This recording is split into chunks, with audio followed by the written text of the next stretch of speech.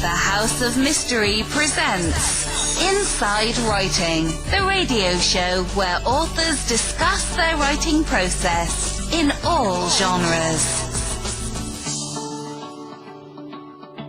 Welcome back into the House of Mystery on KKNW 1150 AM Seattle and 106.5 FM KCAA Los Angeles. Now, joining me co-host today is, well, we got a couple of Steves here, but Steve is sitting in with me today. Hello, everyone. Welcome. And, of course, he's our crime forensics guy, and he's just newly awake because he's been working on his book, the Dahmer book. What's your plan on that? When are you going to get that out? We're looking at the 10th of this month. We're looking to have it out available for pre-order September 10th. So you all excited? Go on book tours, signings? Well, you know, that don't do so much of that these days. It seems that the internet sort of precluded book signings, but we still do some of those. Yeah. Yeah, it's not quite what it was. The writing business is changing. I agree with that. So now today, imagine if you will, we're talking about Elvis. Did you remember Elvis? Hunk of Burning Love, Elvis, of course. Yeah, yes. You're from that area, so you have you been to Graceland? You know, I haven't. I live like 2 and a half hours away, and I've never been there. So I can't say. I've been to his birthplace in Tupelo, Mississippi, but I've never been to Graceland. You know, so we're gonna cover this the murder, and who we've got is Steve Ubaney, and he has written Who Murdered Elvis. He's written a few others about strange murders of celebrities, and he has the website whomurderedbooks.com. We also have that linked with ours, so people check it out. And I actually been listening to the book, and let's get Steve. Steve, thank you for being here. It's a pleasure. How are you? I'm okay. I say that, you know, because we've been dealing with a lot of smoke in the West. It's almost daily, and a lot of 100-degree temperatures and stuff. It's been really tiring. I'm getting tired of it. I can certainly understand that. Turn the off switch. So before we start talking about the book and the evidence, how did you get into writing just the whole Who Murdered series? Like, I know you've got Diana and you've got FDR, you've got a few books in there. It's really interesting. What led you to do this? You know, that's a really good question, and I've been asked that a lot, and I really don't have a good answer for anybody.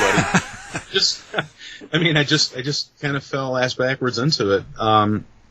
You know, I went back to college later in life, and I got turned into some poets who I really liked, Richard Hugo, Theodore Roethke, and I started to write my own stuff, and never intended to write a book, ever. And the professor said, you know, well, you've really got some talent here. Maybe you should think about writing something. And I said, well, someday I will, you know. And I was watching the 30th anniversary of Presley's death, and they were interviewing people on television who allegedly found the body.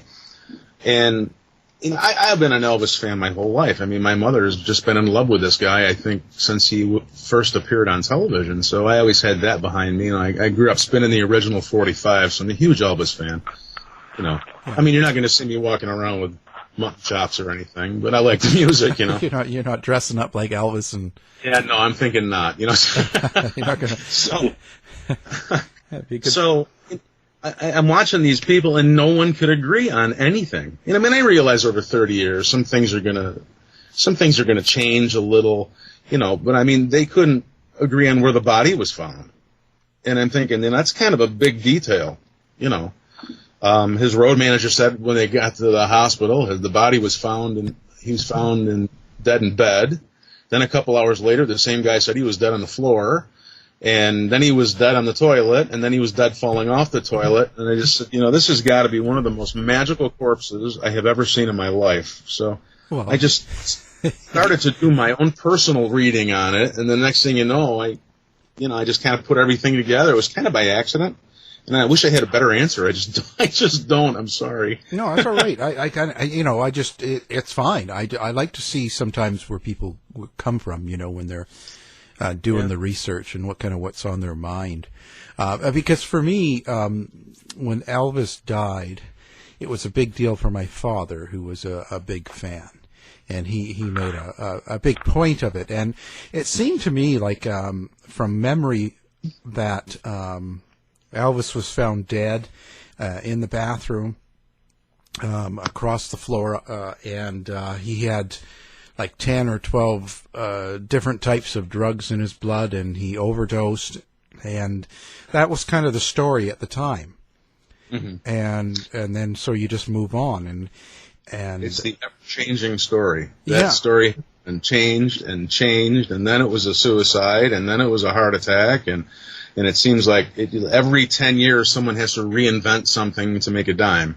And book sales are nice, but I just want to get to the truth of it. I mean, I'd rather not sell books and just get the truth out than sell all kinds of books and just feast off the specter of this guy. I think they've done that enough. So when I dig into something, I'm really about trying to do the best I can to get to the bottom of it. And there was a lot of smoke and mirrors with this one. Yeah. Now, there's a lot of money involved, right? Whenever there's that much money, you're going to have... there's none of it for me, but I can tell you there's a lot of money being made. Yeah, for that. How do you feel for danger, Bud? Like, with this sort of thing, when you start talking about... a celebrity like this and how they died, and you start putting it toward murder, and you start changing the general thought of what happened to Elvis, do people get mad at you? People threaten you? Do people do things to you? Like, are you worried about that? No, I don't even, to be honest with you, I don't even have really big critics. It's really funny. After so many years, it's been 41 years now. So everyone in 2017, all the Memphis Mafia is now dead. A couple people who knew he was murdered also died in 2017. So we're many decades past. I think if I'd have poked the tiger 10 years after or 5 years after, which I wasn't even interested in at that point, I think it would have been a bigger backlash. I did get threatened one time, which that was kind of funny. I was on television down in Memphis, and I was walking out of the building and walking to my car with my then book agent, and I run across this enormous gentleman in a policeman's uniform. And I mean, this guy looked like a sheet of plywood. I mean, this guy was just huge, And he was dressed as a policeman. And I say dressed as because I don't believe that he was. And he walked up to me and he said, "Hey, were you just on television with the Elvis book?" And I said, "Yes." And he comes up to me. He's about 10 feet from me, turns sideways, and puts his thumb on top of his gun, which is unsnapped, by the way. And I'm thinking, oh, this is going to be ugly. Oh, man. He said, thinking to myself, oh, my God, I'm going to die in the parking lot, Yeah. And if I were in your shoes, I wouldn't be naming any names. And I said, meaning what? What does that mean? And he said, you're getting way too close to the truth. And I'm thinking, all righty then. So we got in the car, and I think we had to go to a book signing. And I think we're going through Memphis traffic at about 150 miles an hour. I'm scared of my life, But outside of that isolated incident, no. I mean, I don't. The people who the murderers, I believe the murderer is still out there, but has no vested interest in being known. And everybody else who's really close to it has lived out their full life. So, I mean, I don't think it's as hot button as it once was. Right. Time's passed. I was just wondering because he's still, there's still all the stories that he's still alive. He's working at Burger King, or he's, whatever. There's lots of stories, but there's a ton of people that still go to Graceland, still dress up, still celebrate his birthday, still do all of these things. So he's got a huge fan base still to this day. Yeah, and I think it's because Elvis, it was a time period in which he came up. We have to realize that before Elvis, kids had no identity. They were just listening to whatever their parents listened to. So you would sit around the Victrola and listen to, Don't Sit Under the Apple Tree, for God's sake, So Elvis, could you imagine this? Yeah. How much is that doggy in the window? Yeah. I mean, so here's Elvis, had to pierce the veil, who he had a rocket ride to fame in 55, 56. He came of age with television and with portable record players. So now for the first time, kids have music of their own. They have their own identity. So then businesses started to realize, hey, wait a minute, we can market to this new segment. That never happened before Elvis, really. And you also have to realize that, there would have been, before Elvis, there was no black entertainers really getting notoriety. There would have been no Motown. There would have been no Michael Jackson. There would have been no Kanye West, no Beatles, no nothing. I mean, Elvis had to break it. And so, I've been to Graceland a couple of times, and it's been dwarfed by time. You have to put yourself in the 1957 period to realize how spectacular it must have been. It's really quite something when you look at it, and I think everybody should go to Graceland, not for the awe and the splendor that the building has. It had once. Like I said, it's been dwarfed by time. Everything gets dwarfed eventually by time. But just to realize that, bow to the master, he made all of this possible and paid an enormous price for it. So now, Graceland, that's kind of a key place as well, being the place of his death.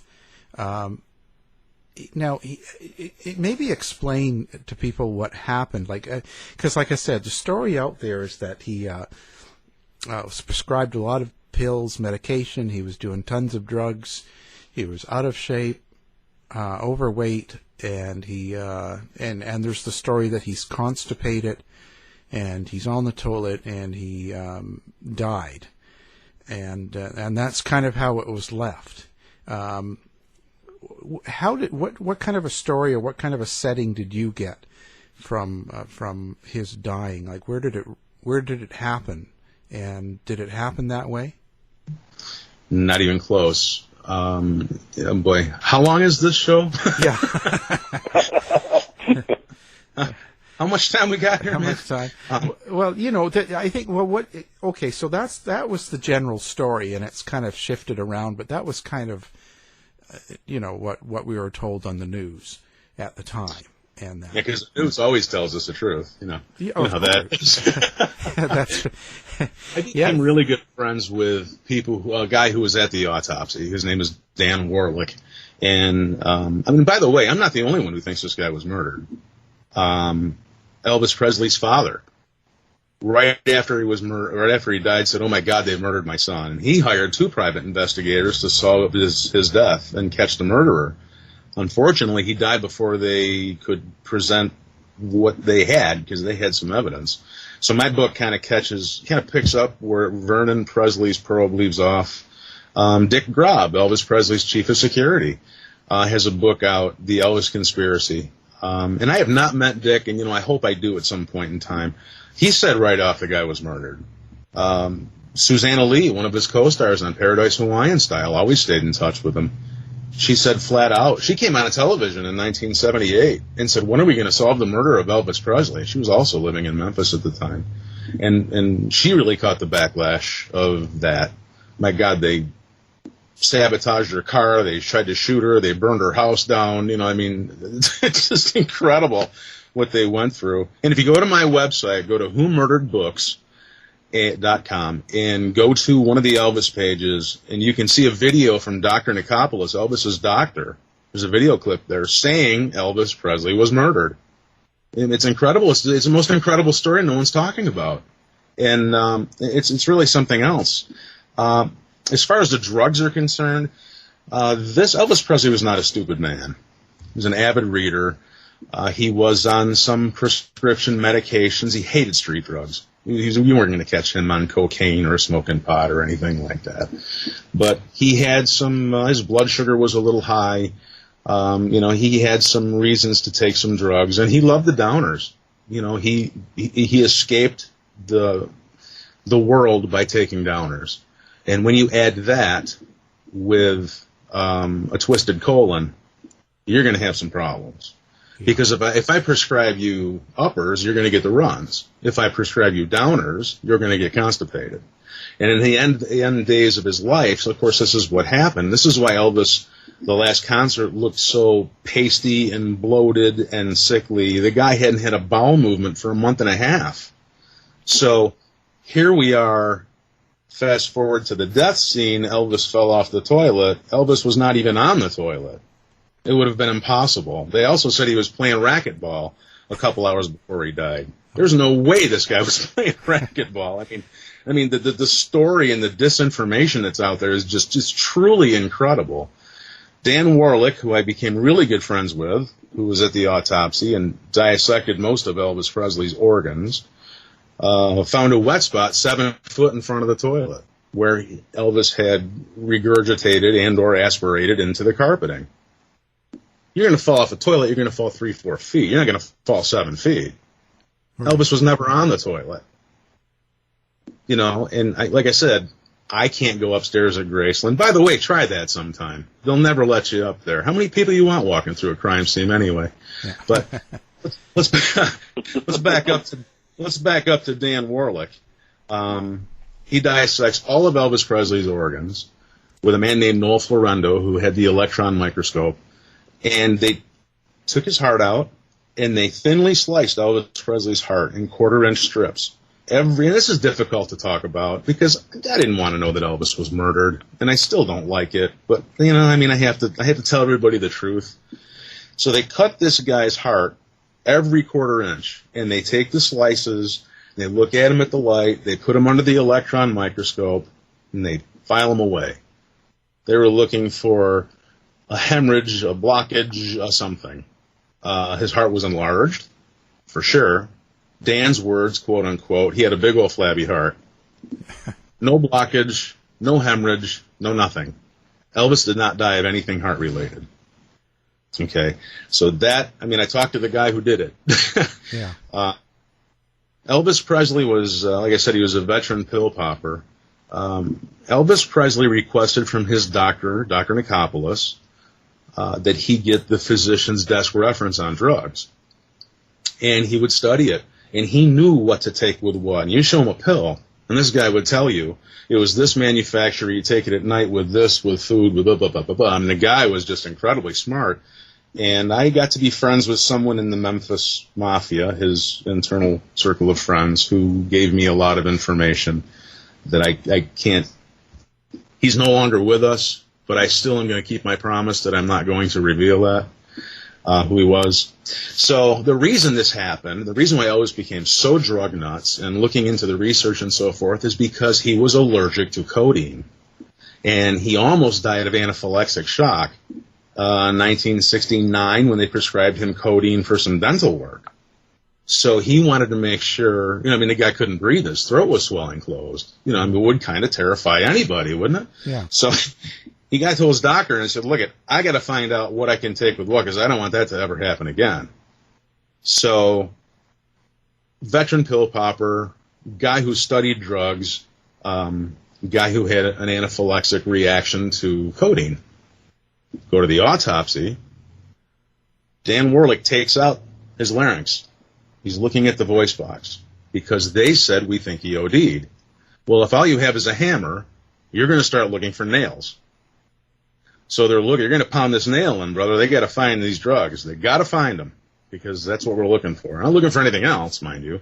Right. So they look at this voice box, this incredibly well-developed voice box, and there's no sign of swelling. There's no sign of nothing. So they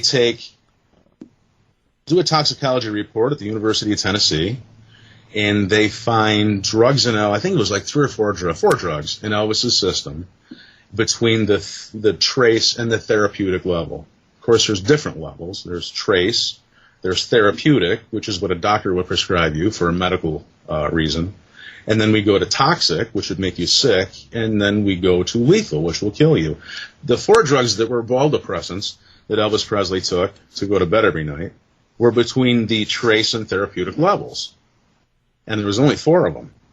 Well, that's not sufficient enough. We have to keep looking because we've got this hammer. We've got to pound this damn nail in. So now we're going to go to another laboratory for another toxicology report. Comes back with virtually the same thing. So Dr. Harold Sexton, who I believe is no longer with us, took tissue samples of Elvis Presley and sent it across the country to bioscience laboratories in California. We've got to have these tissue samples analyzed. We've got to find these drugs because we're not sufficiently, this isn't good enough. We've got to use this hammer and pound this nail in. Bioscience Laboratories comes back with this litany of drugs, codeine at 11 times the lethal level and this and that and the other thing. And they take this erroneous document and they give it to my friend, Dr. Cyril Wecht. Dr. Cyril Wecht read to the world that Elvis Presley died of this 1979 ABC's 2020 with Geraldo Rivera did this investigation. And Dr. Wecht blasts to the world what he has in front of him. I've talked to Dr. Wecht. He had no idea there were 2 toxicology reports done prior. So the codeine alone would have been at 11, I think it was 11 times the lethal level. But we have a problem. If there's no codeine in the body, how in the hell does it end up in one and only one of the 3 toxicology reports? Yeah. And if you go that far, you've got a conspiracy on your hands. So the next question is, okay, so it's not a heart problem. He didn't die of a heart problem. Now we have this drug issue going on. So I have my own theory as to where that information came from. 2020 was about off the air at that time, and every time they tried to reinvestigate Elvis Presley's death, they got their ratings and they were saving the show. I think that was an altered document. I think they needed the ratings, and I also think that there were other things going on to throw people off track from what really happened. So, but Geraldo, yeah, Geraldo wouldn't give bad information, would he? No, I don't think so. I think it was higher than him. It was higher, so they just sort of did it, manipulate, and let him take it. And then that's just my opinion. It may or may not have been them, but it's awfully suspicious that came up. And it's just like this Elvis is alive thing. Elvis is at Burger King. Elvis is here. He's become our new Bigfoot. We're finding him all over the landscape. It's ridiculous. Yeah. And Susanna Lee blew my mind. She said that Elvis had 2 guys who were stand-ins in the movies who were surgically altered to look just like this guy. So the first 4 scenes that she shot with Elvis in Paradise Hawaiian Style weren't even Elvis. And they would pass in a crowd for this guy. So they did this so Elvis could be laying down the soundtracks for the movie and they could get a jump on the other movies, on the other scenes. And he did like 33 movies, and some of them took 30 days to film. It'd be impossible for one guy to do all that filming. So fast forward to today, these people are Elvis's age. And this is probably what they're seeing out there. The majority of the sightings are ridiculous. Yeah. There is a trace amount of evidence, though, that they're finding that Elvis Presley is still alive. But it's been planted there. It's been planted there to throw everyone off the scene, because the longer we spend looking for a live Elvis, the less time we spend solving a cold case murder. And I'll come back to why this murder happened here in just a second. I think that people there's a certain love or worship too that they have with someone like Elvis, that they don't want him dead, or he couldn't possibly be dead. There's that. How could that person die? Like they sort of put someone like that on a pedestal. Well, and rightly so. I mean, 4 years goes really fast. Yeah. And the last time the majority of people saw Elvis was in 1973, Aloha from Hawaii, when he was in this white jewel-encrusted jumpsuit, and he's all tanned and fit and trim, and he's up there looking like an Adonis, and then all of a sudden he's dead. It was so hard for so many people to swallow, because it screws up their normalcy bias. Right. And I think that we all have our own little world that we live in, and that just rattled the world. But if you look deep enough, I was on the Elvis is Alive camp myself. So until I saw the whole body of evidence, I thought it was possible that he faked his death and did this and that and the other thing, and the evidence being planted. Well, the idea was that he faked his death so he could get away from the fame and all of the stuff that comes with it. He could actually get back to a normal, quiet life. I guess that's the logic behind it, right? Well, I hope they were half right. I would love to think that Elvis is alive, enjoying himself somewhere, doing something cool. I would love it. It's not true, but I would love it if that was true. One of Elvis's, I tell you what, if Elvis Presley was alive today, Lisa Marie wouldn't be having the struggles that she's having throughout her life. Right. It comes down to a matter of logic, and I'll explain the murder here in a second. And I have to kind of explain the barn before I talk about the pony, okay?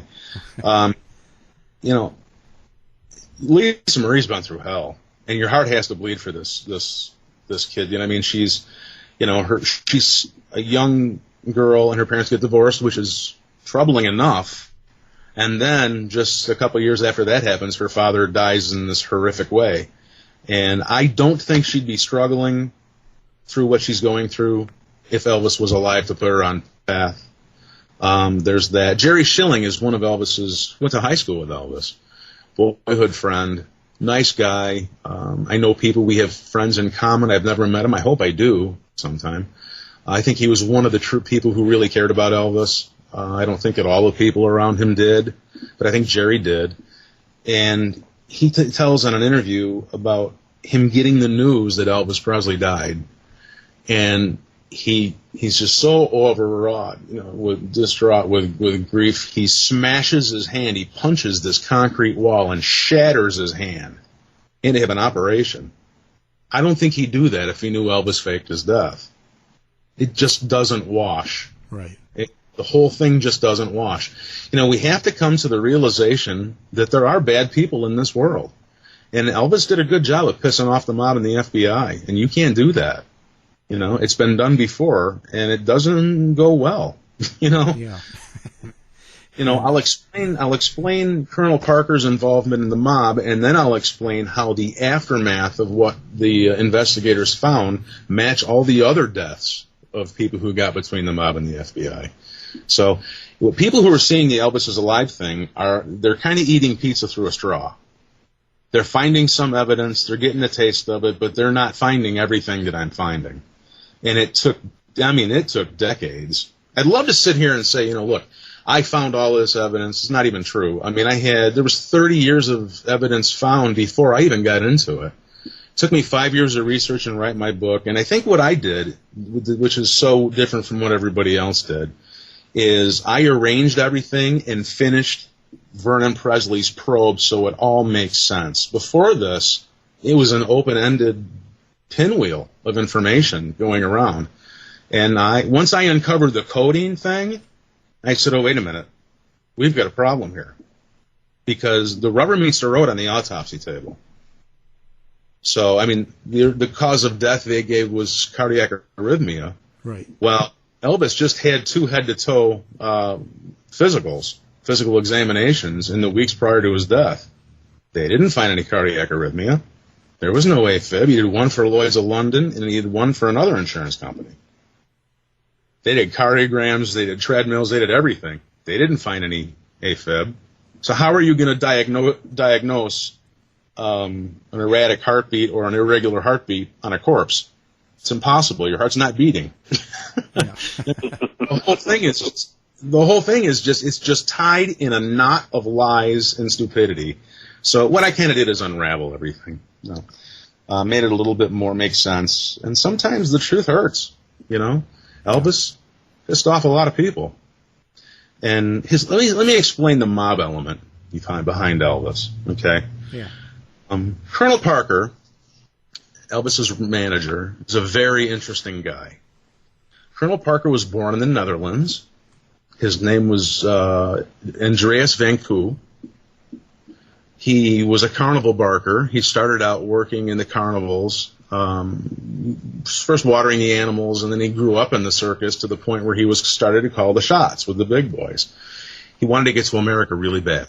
and he was working part-time on the docks, the shipping docks, to earn enough money to make it.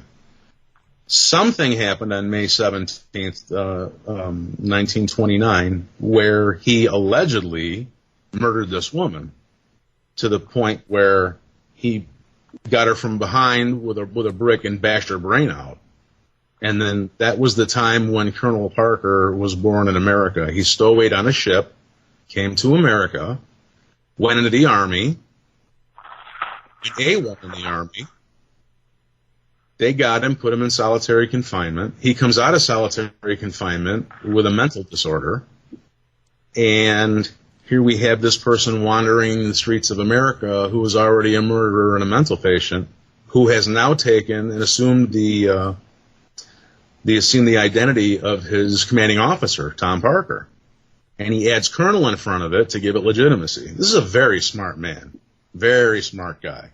So he bounces around America for a while, doing little scams. He'd shove a puppy down a pipe and then try and get people to get the puppy out of the pipe.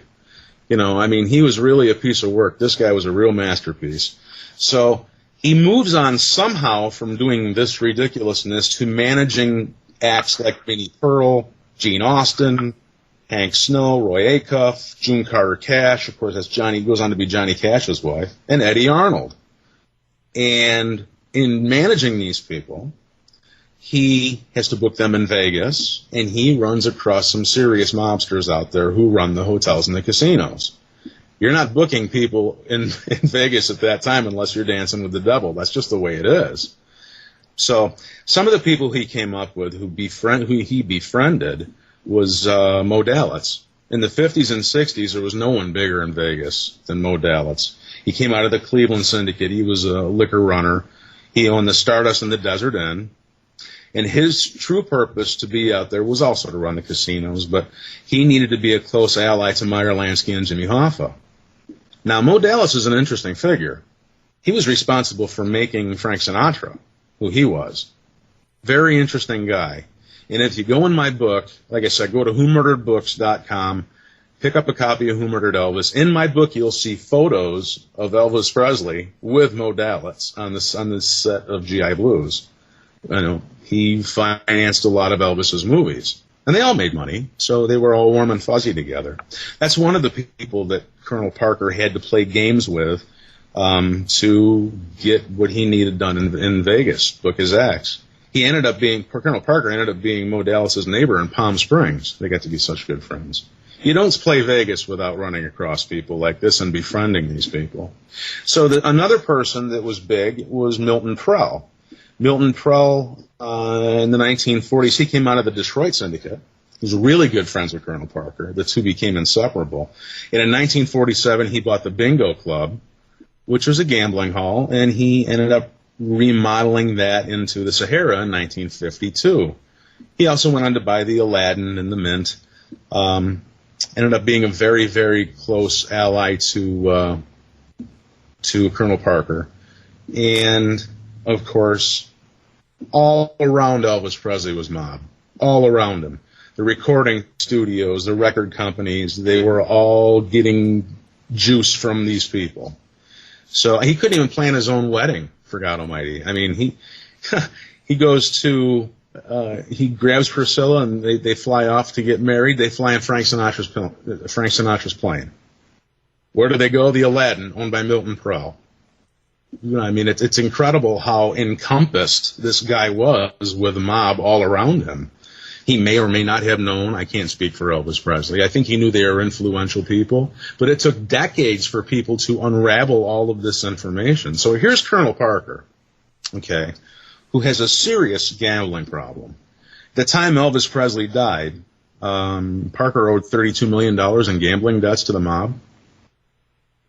Wow. Because he could deliver Elvis, who was bringing all kinds of money for the mob, so they just gave him his... Elvis was a huge moneymaker, so they just gave him anything that he wanted. You know, you want to gamble? Here's a marker, just gamble. And this guy was so out of control. We all have our little idiosyncrasies. But, you know, Colonel Parker was probably the biggest degenerate gambler in history. So here we have Colonel Colonel Parker, it was a 25-75 split with Elvis. Elvis was getting 75%. Out of Elvis Presley's 75% of the arrangement, Elvis paid for all the business expenses. Colonel Parker gets 25%. Well, the movies got to be so terrible that Elvis decided he was going to rebel and not even go into the set anymore. I've had it. And he was telling, again, Jerry Schilling did an interview about this, and he said, Elvis he lost it. He flipped out. He said, these movies are so bad, Hollywood's laughing at me. He said, here's a script. He said, last movie I was a speedboat racer. This movie I'm a motorcycle racer. It's the same damn script. And he got so pissed, and he threw the scripts all over the living room, and he just left. Yeah. So the next day, he didn't show up. So Colonel Parker came up, RCA came up, somebody from the studio came up, and they told him flat out, you're going to do this, or you're not going to do anything else. And they weren't threatening his career.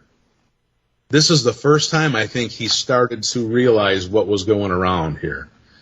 And so Colonel Parker gets him aside and says, look the split just went 50-50. And I'm going to backdate it to the beginning of the year. How are you going to stop him? Elvis Presley was in a jail. It was golden handcuffs. Yeah, he could do what he wanted, but not very much. So we have all of this going around with Elvis. Oh, and by the way, the other 25%, it used to be 25-75 and went to 50-50. Colonel Parker was still making 50%. The other 25% was going to the mob, something they call tribute, because he needed to get in the good graces of Las Vegas so Elvis could keep breaking these records for attendance and shows. So you have this self-congratulatory system going on. So Elvis was, aware of the grip around him. I don't think he knew the source of it. Elvis was very strangled. He wanted to start doing different material. Colonel Parker, who has this gambling compulsion, said, hey, it's selling, we're making money, we're not changing anything. So here we have this person who's incredibly talented, who's being forced to do material that he doesn't want to do anymore, and Parker won't let him grow. He wanted to go on and do serious acting. He was offered the starring role in A Star Is Born. Right. Colonel Parker wouldn't let him do it. Colonel Parker jacked the price up so high on Elvis, it would have been fiscally impossible. Elvis was kept in his place. Yeah, didn't he want like $1 million and half the profits or something? Elvis was getting $1 million a picture anyway. I don't exactly know what the deal was. I think it was $5 million and half the profits. Yeah, which would have been insane. So here we have Elvis, who is starting to get his life threatened. He's starting to get death threats.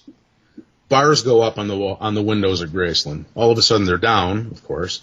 Colonel Parker starts going crazy with alarm systems. Elvis Presley goes gun crazy.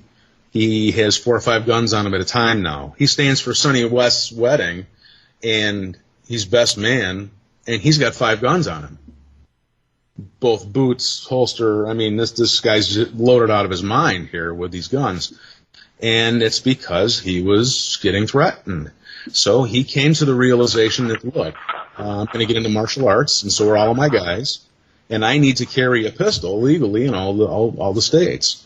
So he ends up talking to Nixon, who gives him a federal narcotics badge, which makes it possible for him to get this carte blanche pistol-carrying permit in every state.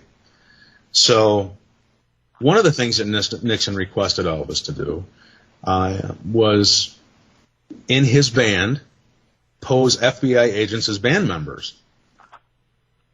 He played the International Hotel, which became the Las Vegas Hilton, for 2 months a year, and in his band were FBI agents being hidden.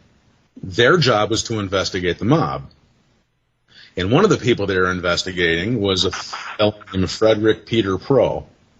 Frederick Peter Pro, who, and I didn't make that name up, I promise I didn't. No, I mean, it's like Peter Piper, pick a peck of pickled peppers. No, it's Frederick Peter Pro.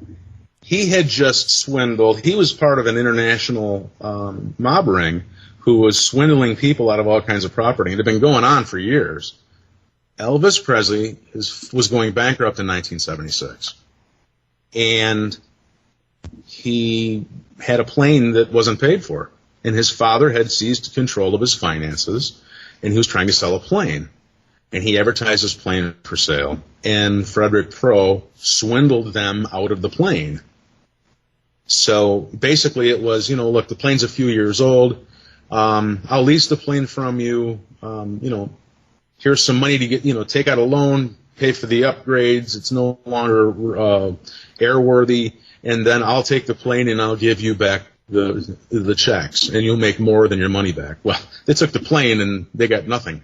So all of this is going on around Elvis. He's now a federal narcotics agent. He's hiding band members to investigate the mob. He's in a mob sting over his lost airplane. All of this is going on. So we have the mob element on the Colonel's side. We have the FBI element on Elvis's side. And, this is not going to end well. This is not going to end well. So, and back to Elvis with all of these drugs, it boils back to his father seizing control of his finances. They make a big deal out of Elvis taking all of these drugs. Well, what was prescribed to Elvis and what he was actually taking were two different things. Dr. Nikopoulos was on Elvis's payroll. He used to travel with him because Elvis did have some health ailments, and I'd be lying if I said he was in good health. He had some issues. So he just said, look, all the guys want to do these uppers and downers and whatever. He said, just write them in my name, and we'll just put them in the middle of the room in a candy bowl, and whoever can take whatever they want, let them take them. He said, because if you start writing different prescriptions under different names, it's going to throw up a red flag with my father, and I don't want to get an earful. I don't want to hear about it. So they said, okay. So this is how Dr. Nikopoulos got nailed for gross prescribing of drugs. He was doing Elvis a favor, and he shouldn't have. He broke the law. Naughty, naughty. But it was basically a candy bowl in the middle of the room, and anybody could just took anything that they wanted. And if there was a couple left, you'd give them to Elvis. But Elvis was not taking everything that was prescribed to him. It would be impossible for anybody to take. I think, it was like 6,000 drugs that were prescribed to this guy, pills, in like 3 or 4 months. It would have been impossible for any human being on this planet to do that. So, again, things get twisted around in legend and lore, but the rubber meets the road on the autopsy. And, when you talk to somebody who's actually there, it tends to make a little more sense. What was the relationship like between Colonel Parker and Elvis then?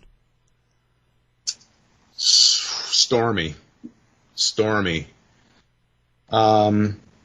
Their 20-year relationship, it was 20 years, 50, it was 21 years, it was 56 to 77. They reached a point in time where Colonel Parker had lost his fiduciary responsibility to Elvis. And he was selling marketing, promotions on the side that Elvis never got a cut of, buttons and T-shirts and, all kinds of stuff. Again, he's a carnival barker. This is what he does. So that was a little bit of angst there. Colonel Parker was also older. And when we started getting into the psychedelic 60s, Colonel Parker had no idea how the hell to book up. After he got out of this movie thing he was doing, Colonel Parker didn't know what the next step was. So it was a stormy relationship. Elvis fired him. He had to take him back because he couldn't pay him off for a matter of time there. He was with Concerts West, which was the same booking agent that Led Zeppelin was with. But it was a stormy relationship, and they were a while there. They couldn't even be in the same room together. Colonel Parker was pissed at Elvis because Elvis was getting sick, and he was starting to cancel tours, which means no money for the Colonel, which means he can't pay his mob people, which means there's a real problem. So you can see the circle and how it's going. Right. So Elvis is having health issues. The Colonel tried selling his contract because, Elvis always sold well. But, he was getting harder and harder to manage. And in 1974, Colonel Parker started Boxcar Enterprises, where he would make money selling Elvis's image and, you know, other things, which is kind of like the precursor to Elvis Presley Enterprises today. But, you know, of course, they were no friends of each other, believe me. So, I mean, Elvis knew it, and, you know, he figured, okay, I'll make a little extra money selling posters and pictures, whatever. And the deal was grossly unfair to Elvis. But, you know, this is how Colonel Parker started to remove himself from the living Elvis. So he wanted to sell his performance contract and keep Boxcar Enterprises, the image contract.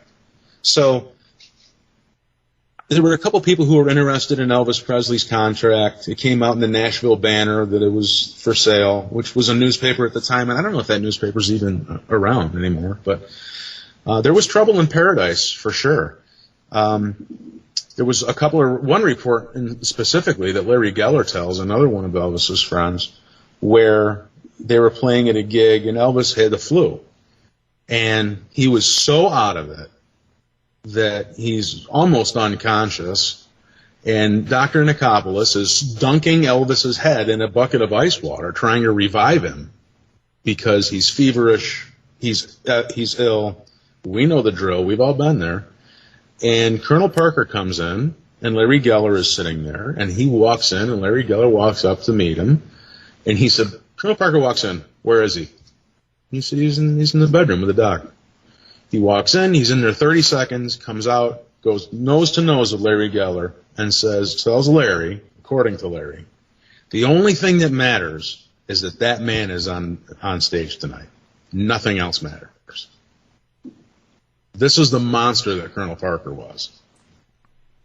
So here you have this situation brewing.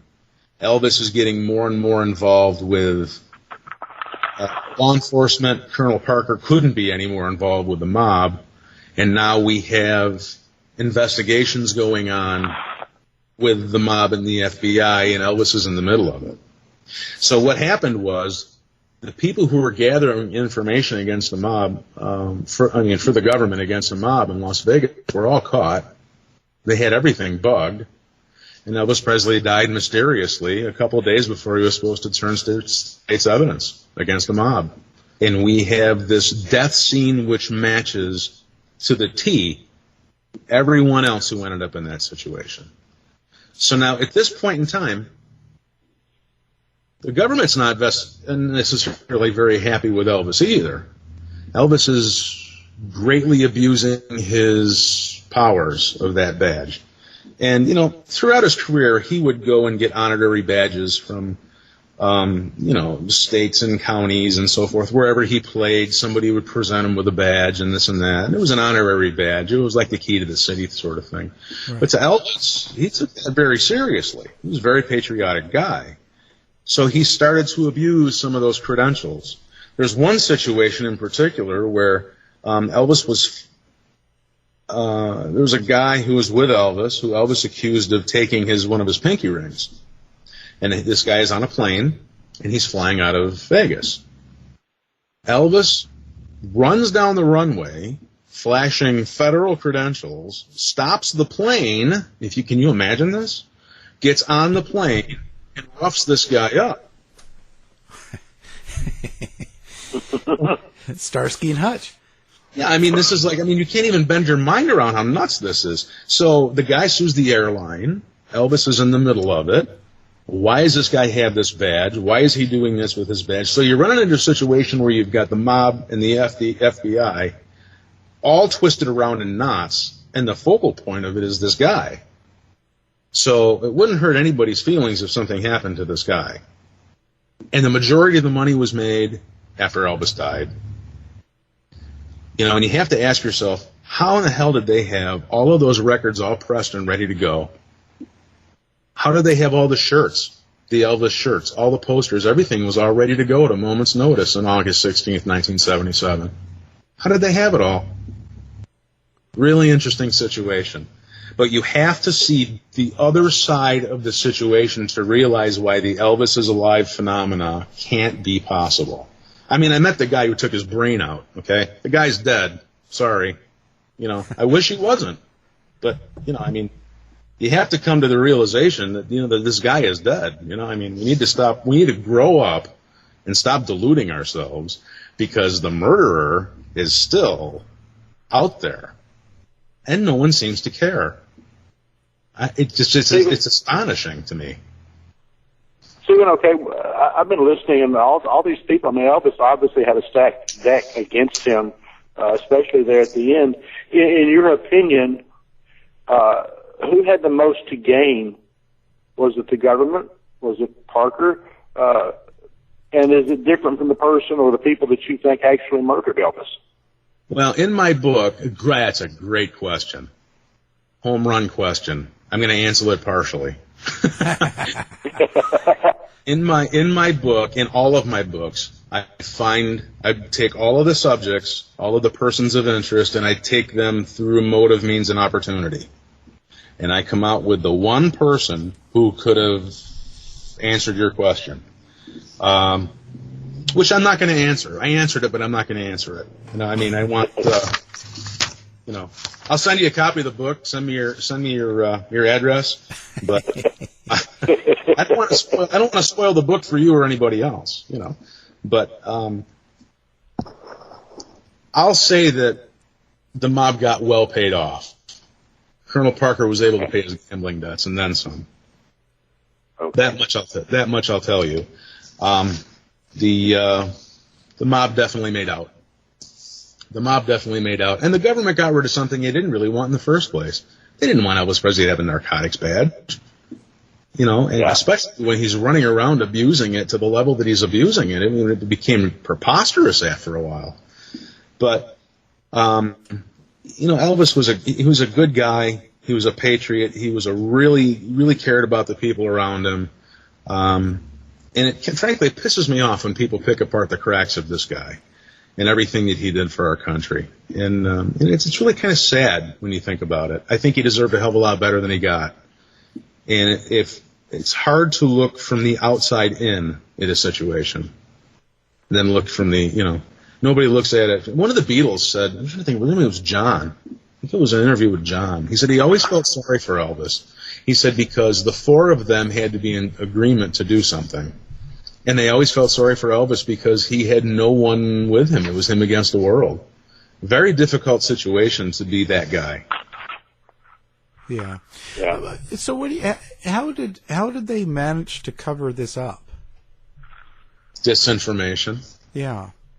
And a lot of it. And it's still going on. The Elvis is Alive thing. Actually, Colonel Parker started the Elvis is Alive thing because it helped things sell better. And go on Graceland's website. They have a thing there for Elvis sightings. They're still doing it. It's the fantasy of the man. I mean, it's much easier to sell the sizzle than sell the steak. And you don't have to split royalties with a dead guy either. It kind of works out well, Yeah, it gets easier. The girlfriend at the time, wasn't she the one that said he was? She found him on the floor. Oh boy, everybody's story changed so many times. They said, that he was first. She had him falling out of a chair. Then she found him in front of the toilet. This is, like I said, this is one of the most magical corpses I've ever seen. So in the middle of this drug cult that you have, and let's call it what it is, it's a pill cult. The guys were all hooked on uppers and, they had a pill cult going on. In the middle of all of this are these witnesses who were probably semi-sober at the time. It'd be impossible to really track everything that's going on. But I do want to talk about that death scene. Okay. They find Elvis, who has been dead for hours. And they have a thing called livor mortis. Rigor mortis, of course, is the tightening of the muscles after we die. We know this. Livor mortis is when the blood stops circulating through the body, and it will pool on the lowest levels. So if you die on your back, you're going to get the black, blotchy purple on your back, in your butt. Okay? If you die on your face, that's where livor mortis is going to be. You're going to get that purple, blotchy blue on your face because that's where the blood is pooling. Elvis Presley was in such bloated, terrible condition when they found him. He was probably dead for almost a day before they found him. So no one can agree on what time the body was found. I mean, all of these things are just so damn sketchy, and it's incredible, really, that you have all these people that, I mean, can't agree on, I mean, major league things they can't agree on. So they take him to Baptist Hospital in the ambulance. They're met on the way out by Dr. Nikopoulos, who jumps in the ambulance. They take him to Baptist Memorial, which was not the closest hospital, by the way. They take him there, pronounce him dead. While he's there, Joe Esposito's his road manager. They put him on camera, and he announces to the world that Elvis was found dead in bed. 2 hours later, the same guy said he was dead on the floor. What the hell's going on here? So Dan Warlick, who was Jerry Francisco, who was the medical investigator, the medical examiner is Jerry Francisco, I'm sorry, who ironically was the same medical examiner who botched Martin Luther King's autopsy in Memphis, because both guys were murdered in Memphis, same medical examiner. Dan Warlick was the investigator for Jerry Francisco, who died last year, who I became very good friends with, who started to come around to the realization that there was an awful lot to this story than what was told on the autopsy table. So he, Jerry Stouffer, and there was another guy, one of the lieutenants. Jerry Stouffer was an assistant district attorney, and the lieutenant from the police at the time in Memphis, and his name is escaping me, McCochran, Lieutenant McCochran. They go to the crime scene, or the death scene. They walk up the stairs. They see Vernon Presley doubled over in grief. They've killed my son. Who in the hell is they? You know, so these mental gymnastics start going on with these people. So they get in Elvis's, walk in the office, looking around at this extremely palatial upstairs, which is all soundproofed. Perfect place for a murder, by the way. Yeah. Well, this was a notorious, he wouldn't sleep for days. If they didn't give him those downers to sleep every night, he was a notorious insomniac. So here we have, all the windows are blacked out, sound padded all the way around, completely soundproofed. This is his fortress of solitude. This is his favorite place, the upstairs at Graceland. Graceland's a house within a house. The house itself is like Michael Corleone's compound in The Godfather 2. Bars on the walls, gates, guards, guns all over the place, closed-circuit TV cameras. Interesting parallel. So here they go. They're going to the death scene, and they walk into his office, and right in plain sight is a drug syringe. And Dan explained it to me as the type of syringe that it wouldn't have a needle. It was almost like a caulking gun, where you would put a cartridge of medicine in there. It was kind of a frame, but there was nothing in it. No needle, no nothing. So they look at it, and their minds are racing. They walk into Elvis's bedroom, and they observe his 8-foot wide bed, mind you. I mean, this guy was really something. So, and they're looking around at all of this. It's lavishly decorated in 1970s decor. And they walk up to the armoire, and again, another drug syringe. And there's guns everywhere. Pistols, automatic rifles. I mean, Elvis went gun crazy. So they feel all the guns. The guns are all cold. And here's another syringe. Couldn't miss it. It was right in plain sight. It was almost like it was put there for them to see. So they go into his bathroom, which was Elvis's favorite room in the house because it was his reading room and his dressing room, and it was far more than just a bathroom. No one got in without permission. This was his place. And he had a black leather barber's chair that he would recline in and read his library of books. So they walk in. There's a black leather doctor's bag sitting on the vanity top. It's open. There's nothing in this doctor's bag.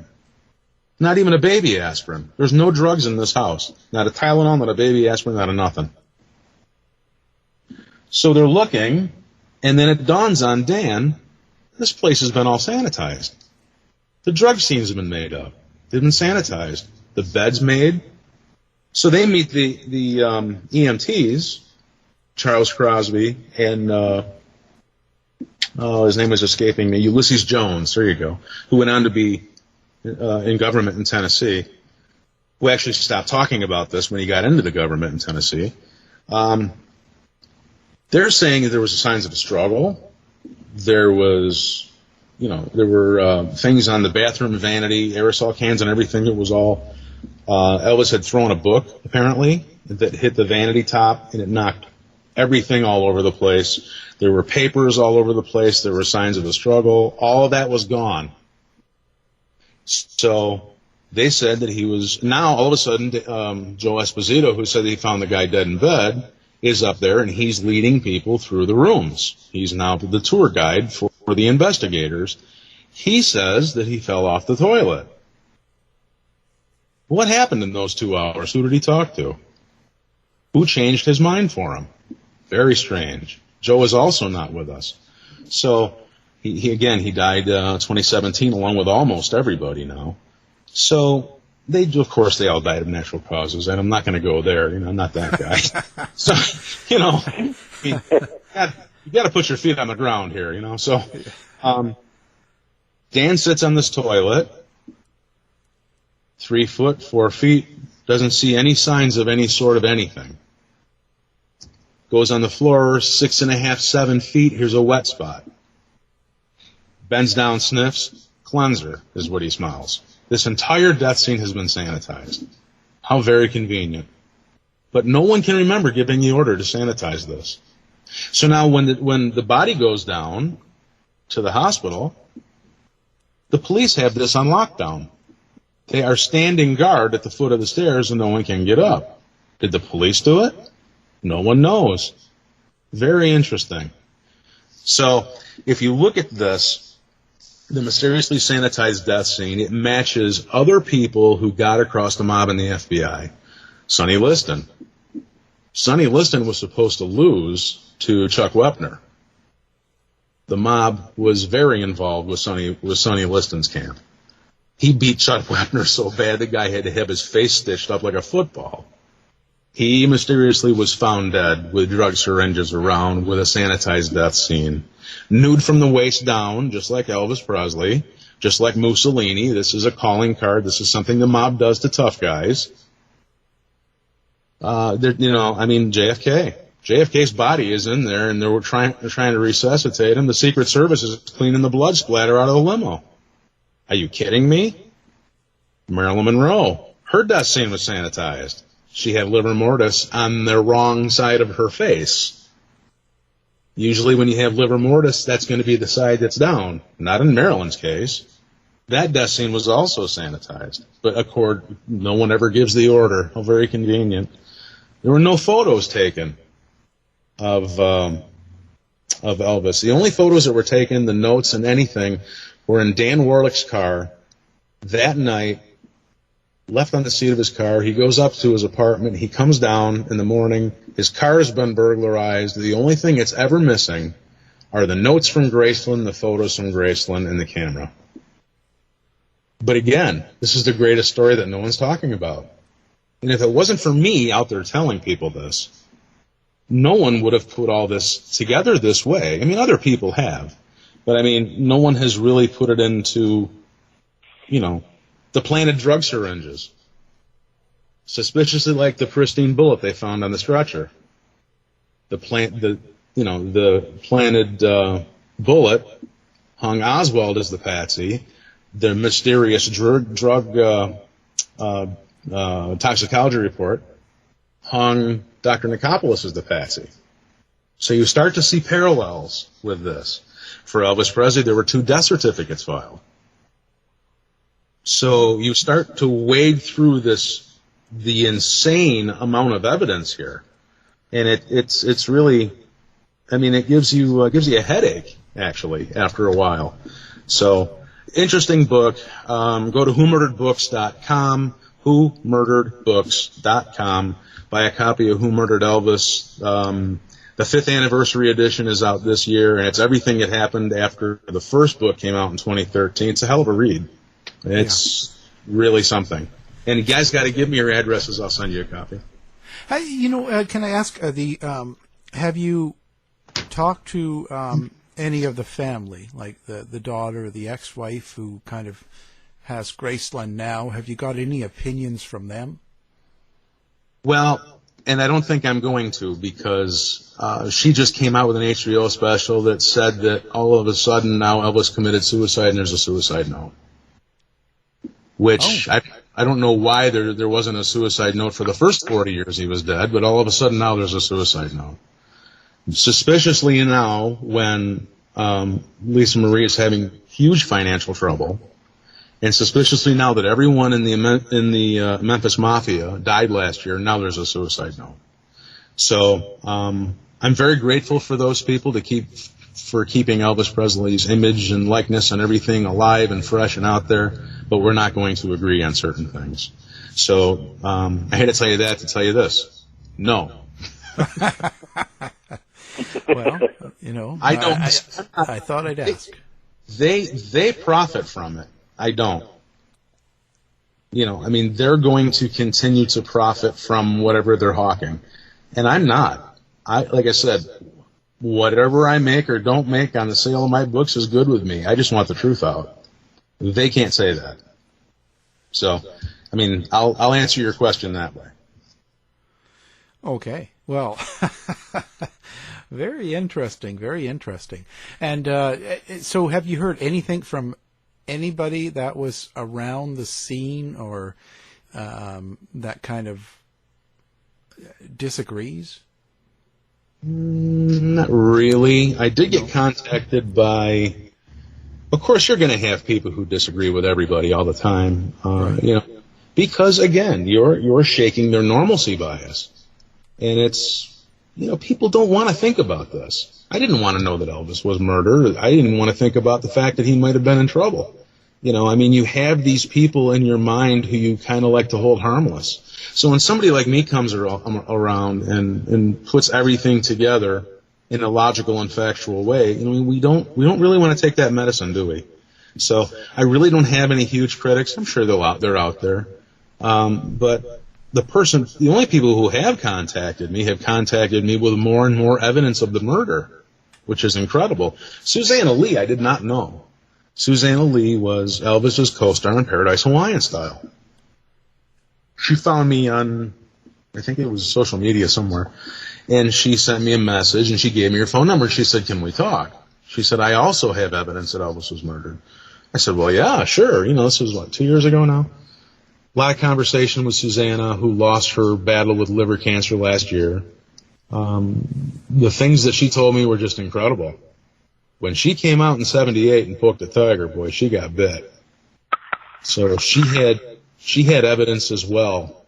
And she just published a book, I guess, just before she died, that, again, saying that Elvis was murdered and so forth, and pointing some fingers at some people on the inside, which I'm not going to do. So, I've been contacted all the time by people who believe that he was murdered or who was in harm's way. But, I don't, it's tough to think about, isn't it? It really is. And I don't really get any sort of satisfaction out of it. It was just something that I was fascinated with, and I felt like I had to. When I discovered that this guy was murdered, and with the whole story, I walked around for the better part of a year with this cloud over my head, And finally, one of my friends said, "Oh, my God, you've got to snap out of this. You've got to write this book." I said, "They're going to think I'm out of my mind." He said, "So let them. You've got to. What would Elvis tell you to do?" And I said, "Well, he'd probably tell me to tell the truth." He said, "Well, then write the book." So it's tough to go out on a limb and a branch and a twig. It's tough, And so it kind of looks toward Colonel Parker as a big influence here, a big issue as far as the death. How did Colonel Parker deal with it afterwards? What did he just kind of take over Elvis's affairs and estate? Well, we went to the to the funeral, and he went to the funeral, and he's hanging out in back. Of course, everyone is meticulously dressed in black, with black ties. The Memphis Mafia looked like they were so perfectly manicured. They looked like they stepped out of a bandbox. And here we have Colonel Parker with a baseball cap on, with wild tufts of hair, gray hair, popping out from underneath, in a Hawaiian shirt, at the funeral, for God's sakes. Sitting in back, talking to no one, not looking at the casket, doing his level best to divert his eyes away from the casket. They put the casket in the hearse. He walks up to, and I know people who were there. I got a first-hand account, and boy, I would love to be able to tell you who told me, but on their deathbed they said they would haunt me if I did, so I better not. So, Colonel Parker walks up to Vernon and says, "Sign everything over to me." And you got to remember that the estate's in bankruptcy here. Vernon Presley, Elvis's father's hands are tied.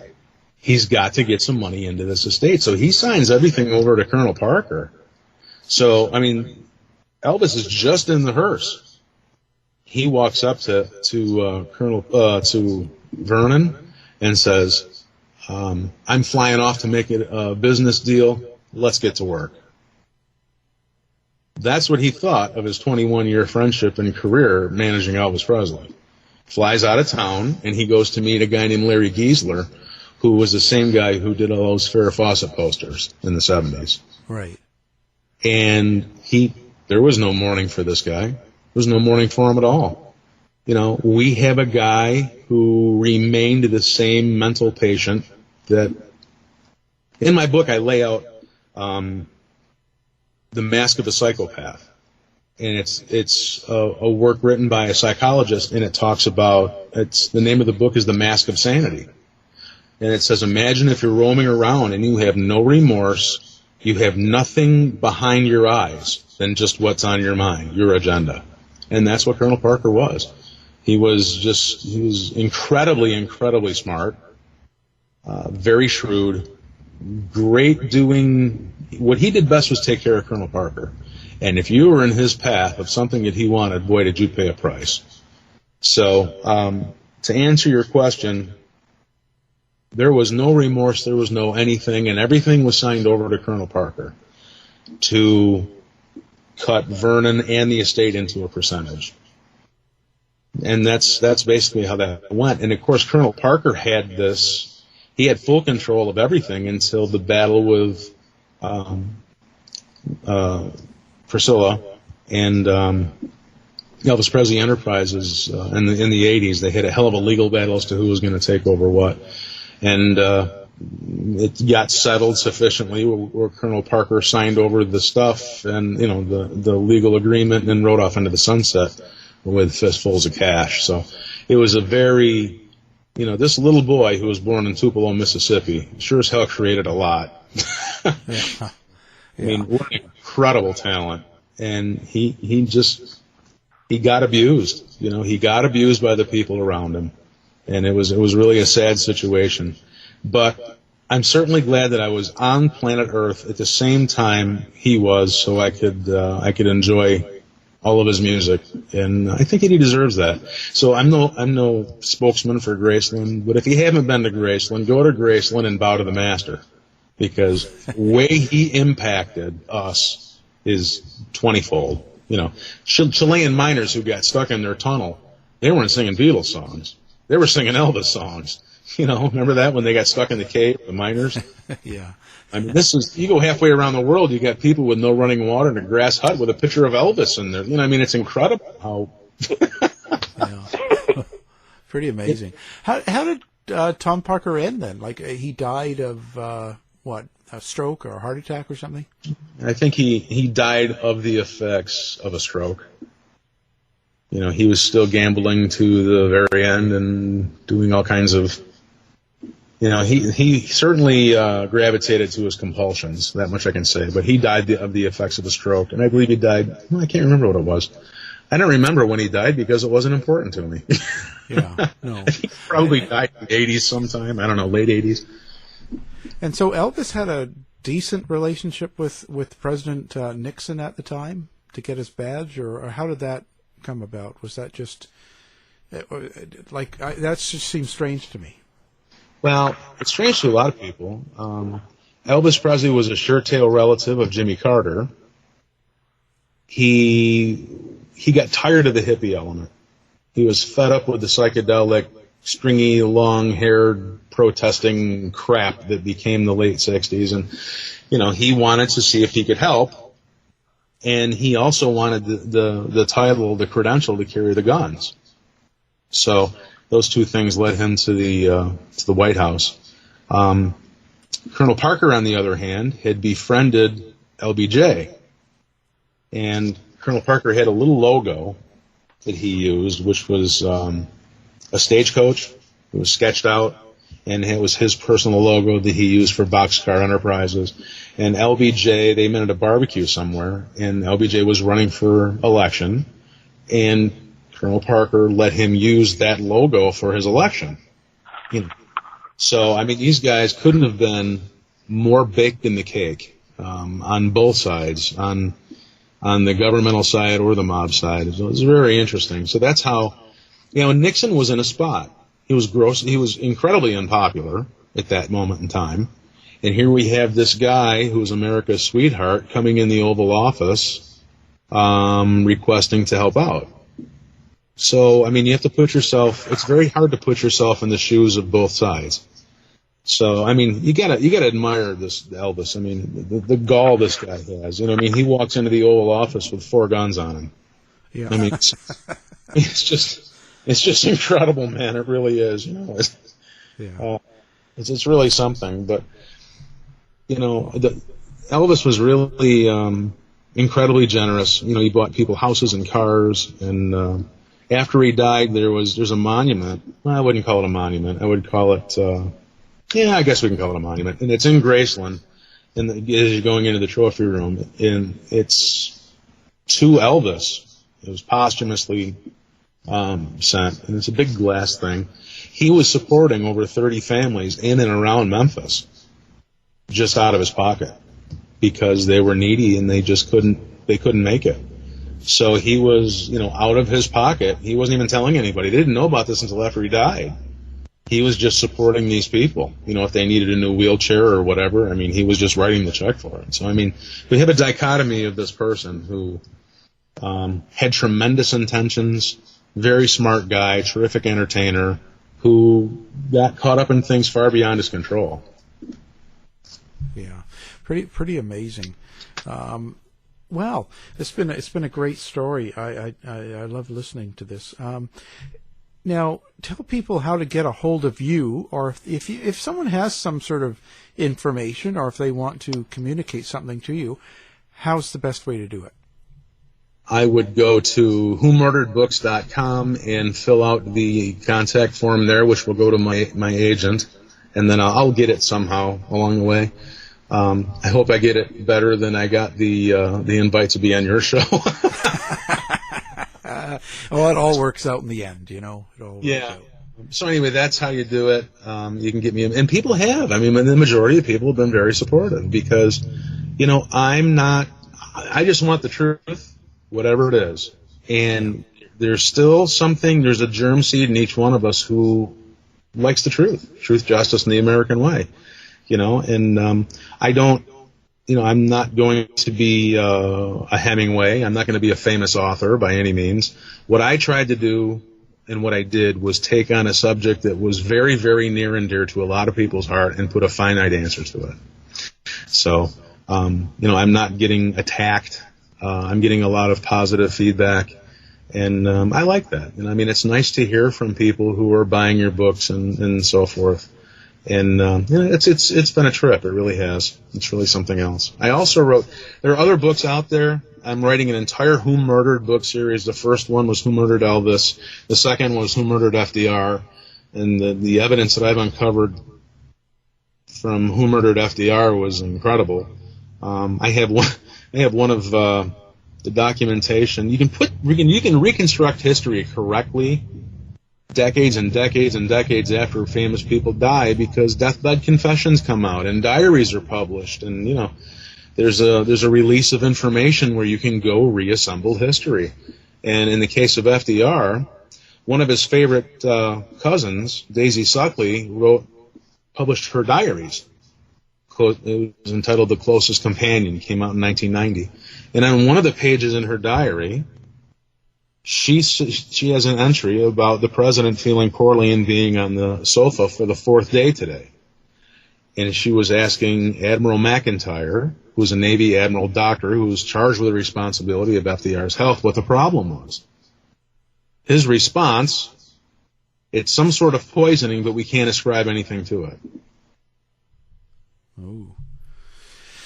There you go. There's another one. I see you're also going to get into who murdered Diana. Princess Diana is starting. I'm going to start writing that November 1st. And I research and write all my own stuff. I know people have teams that do that. I can't do that. I can't. Whatever I write, I like to back up and be as close to the truth as I can with a document or taking something from someone's lips or a first-hand account, and I can't do that if I have somebody else do my research. So Princess Diana is going to be the next one. That's going to be Volume 4, and that'll be out sometime in 2019, the summer, I think, of 2019. I've got my hands full with this one. And there's no doubt that she was murdered. I think I was the first person ever to say, when that happened, I said, oh, she was murdered. And I remember I was in the pool in Vegas. You remember where you were when things happened. I remember where I was when Elvis died, and the world stood still, Yeah. And as soon as I heard Princess Diana, I said, well, there's more to that story. And everybody looked at me like I was out of my mind. Apparently I'm not so out of my mind anymore. It's kind of funny. It's funny how that works. Yeah, it works itself out. Well, again, our guest has been Steve Ubaney, and the website, whomurderedbooks.com. That's going to be on our site as well. We look forward to talking to you again. Well, I certainly appreciate the time you gave me. It's an honor, and I look forward to future conversations. I'd love to be on your show again.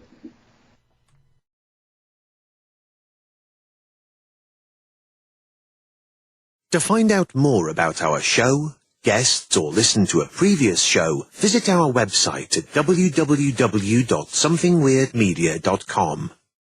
Show's over for now. Was it as good for you as it was for me? Well, good night.